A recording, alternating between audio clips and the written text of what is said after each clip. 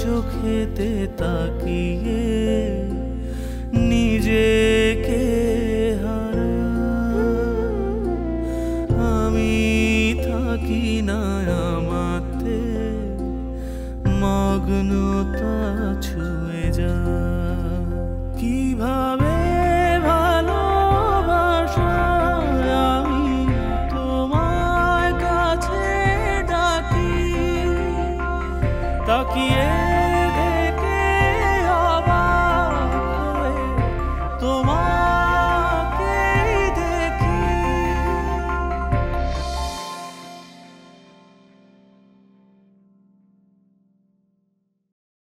মতি মিয়া থাকো তুমি আসি আমি জোনাকি যাইবার যদি যাগো তুমি পাইবা তুমি সোনাকি আরে না পাইবা সোনা তুমি না পাইবা ধন না পাইবা পরম নারী শরম শরম মন মতি মিয়া থাকো তুমি আসি আমি জোনাকি যাইবার যদি যাগো তুমি পাইবা তুমি সোনাকি আরে না পাইবা সোনা তুমি না পাইবা ধন না পাইবা পরম নারী শরম শরম মন না পাইবা পরম নারী শরম শরম মন আরে মতি মিয়া আসো তুমি ফিরিয়া বাগ বাগিচা জব জঙ্গল রাখতে তোমায় ঘিরিয়া মতি মিয়া আসো তুমি ফিরিয়া বাগ বাগিচা জব জঙ্গল রাখতে তোমায় ঘিরিয়া মতি মিয়া আসো তুমি জোনাকি ডাক দিতেছে দরকি বিবির দিন সকলে নীরবে হাত দিতেছে মতি মিয়া আসো তুমি জোনাকি ডাক দিতেছে জোনাকি বিবির দিন সকলে নীরবে হাত দিতেছে আরে মতি মিয়া থাকো তুমি আসি আমি জোনাকি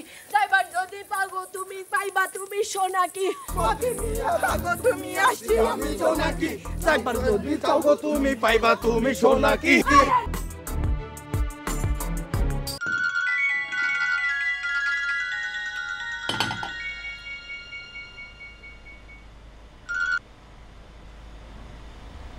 সালমাবু, এটা কোনো কাজ হলো?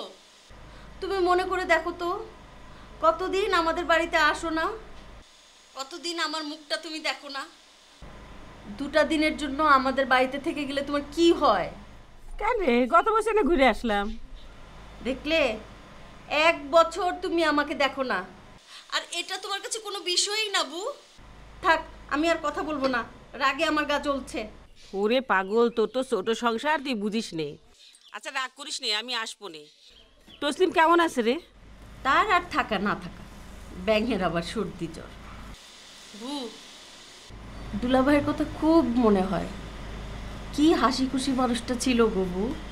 হ্যাঁ, আমার উপর চাপাই দিয়ে চলে যে সে বেশ সুখেই আছে। মাঝে মাঝে খুব হয়রান লাগে রে। না বু, এই কথা বললে তোমার হবে? ছেলে দুটা তোমার দিকে তাকিয়ে থাকে। ভালো কথা বু, তুই না এখন কেমন? ও সেই রকমই, সে তো তার মতো সুখেই আছে, কষ্ট শুধু আমার আর কনার। আচ্ছা শোন, তোকে যেই কারণে ফোন দিলাম, ওই তুষারের 3rd year final form fill up করার জন্য টাকা লাগবে। তুষার তোর কাছে কত লজ্জা পাচ্ছে। দেখছো বু, তোমরা আমাকে কতটা পর ভাবো। তোমার ছেলে যদি আমাকে আপন ভাবতো, তাহলে আমার কাছে টাকা চাইতে লজ্জা পেত বু। ওরে থাম ছুরি, সবসময় উকিলের মতো কথা ধরে। দাঁড়াও, আমি এক্ষুনি ওকে ফোন দিব, ওর লজ্জা কুমারগিরি আমি ছুটাবো। শোন পাগলি, এখন ফোন রাখ, আমার চুলোয় আবার ভাজি দিয়ে রেখেছি, পরে আবার কথা কব না। হ্যাঁ আচ্ছা গবু।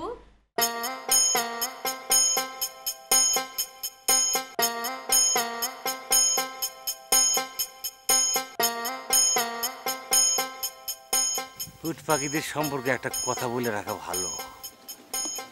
আমার মনে রাখতে হবে, উট পাখিরা যতই অন্যায় করুক না কেন, ওরা কিন্তু মানুষ।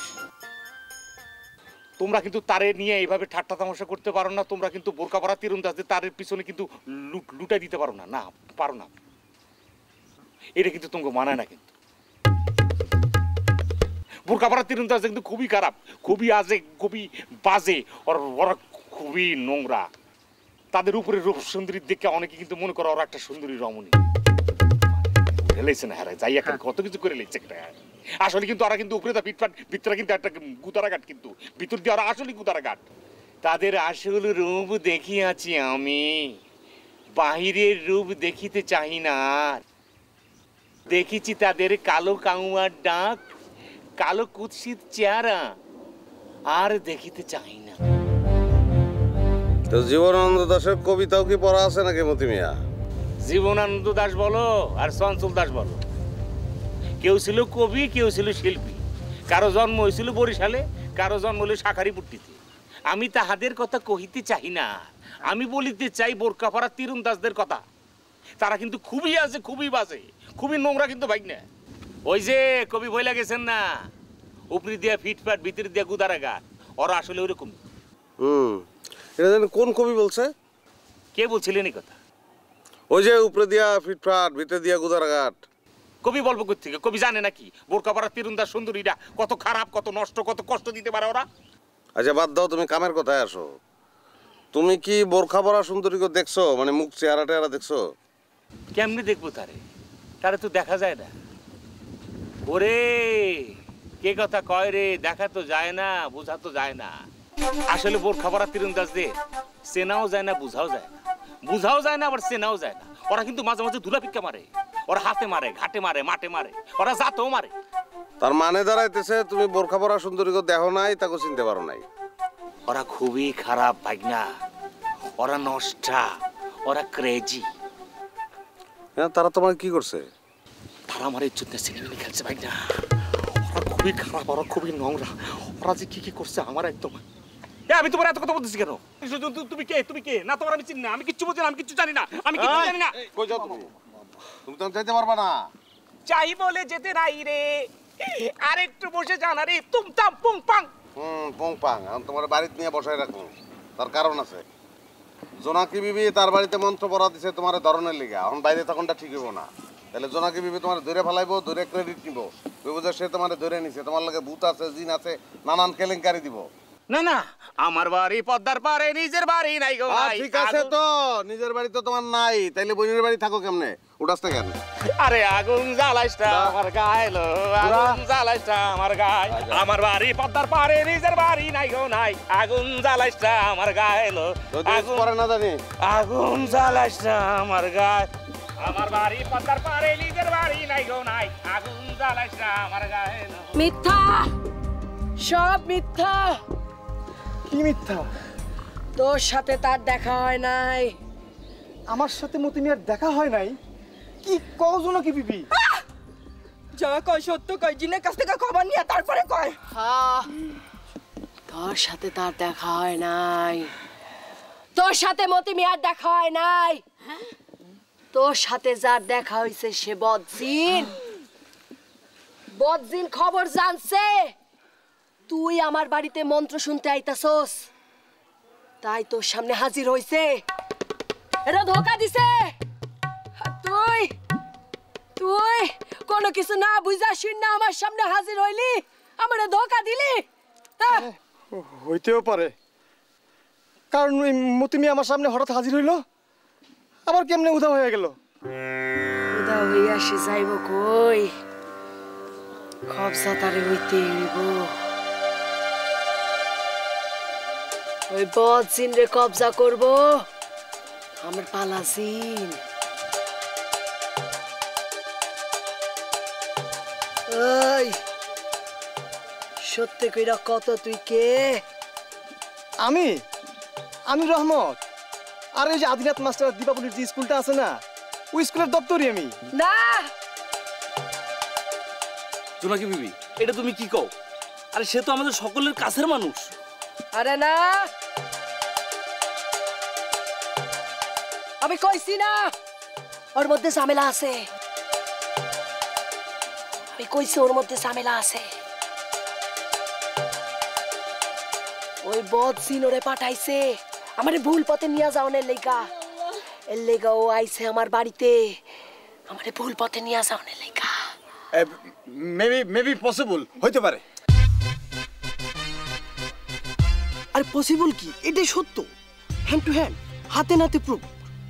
আরে সে সবাইকে এখানে নিয়ে আসছে, বাট কিন্তু মতি মিয়া এখানে নাই। হ্যাঁ এখন আগে মতি মিয়ার বইনের বাড়িতে যাওন হইব, মন্ত্র চালান দেওয়া হইব, তারপর হইব তোর ফয়সালা। মতি মিয়ার বইনের বাড়িতে চলো।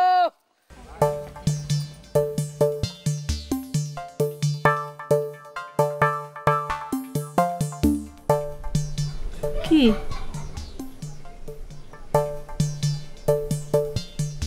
মা, হ্যাঁ এখন জরুরি কথা আছে। বল।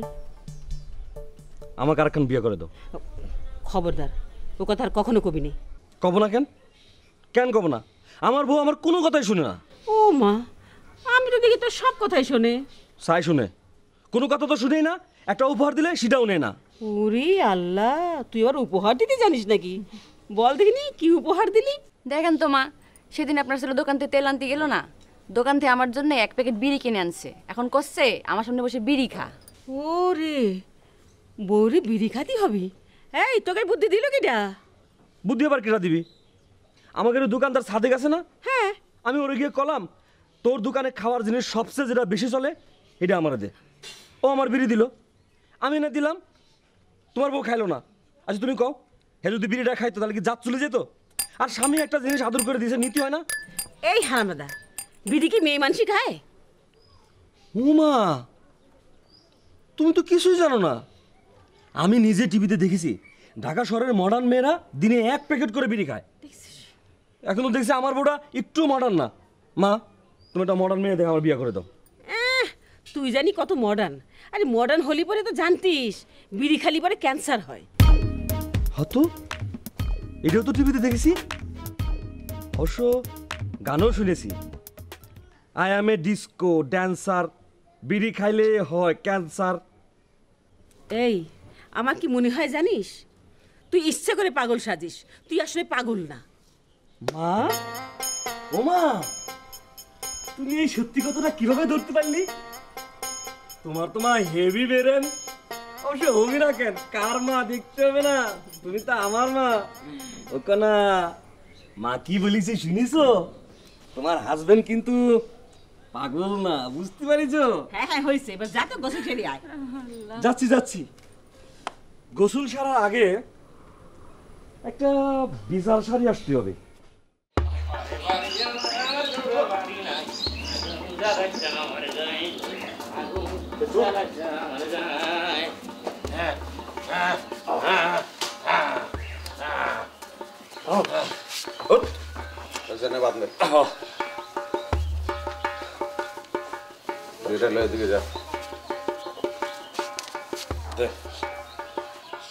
তোমারে বান্তাছি তার কারণ আছে।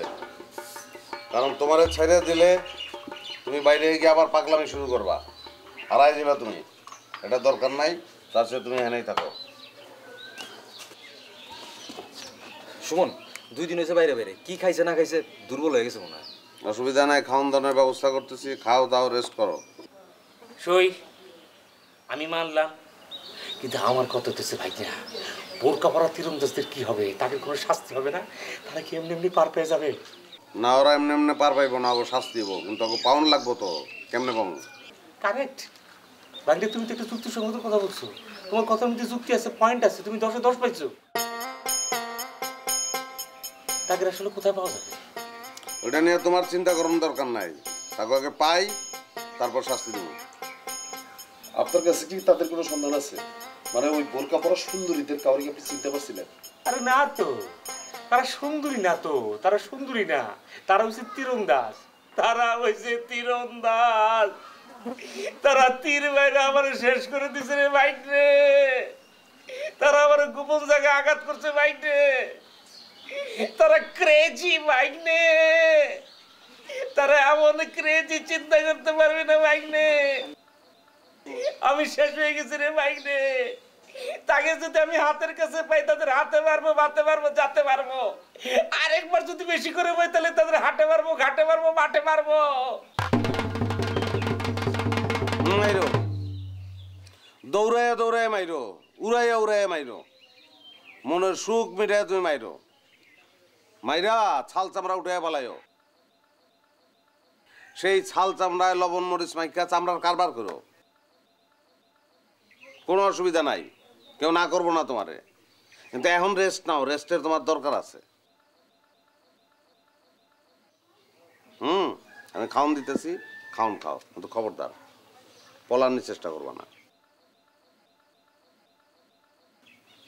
যদি পলায়া যাও আবার ধরে আনবো, আর এবার যদি ধরে আনি তাহলে কিন্তু সাইজ করবো ইচ্ছা মতন। তোমার আপায় বাড়িতে নাই, হয়ে গেছে জোনাকি বিবির বাড়ি, কারণ তার বিশ্বাস জোনাকি বিবি মন্ত্র দিয়া তোমারে ফিরাই নিয়ে আইব। কিন্তু জোনাকি বিবির মন্ত্র ছাড়াই তুমি আগেই বাড়ি বই রইছ, এইটা বুঝানোর লেগে তোমার এখানে বাইন্দা রাখছি। অনেক ভাত আনতে যাইতেছি, চুপচাপ বয়ে থাকো, ভাত খাইবা।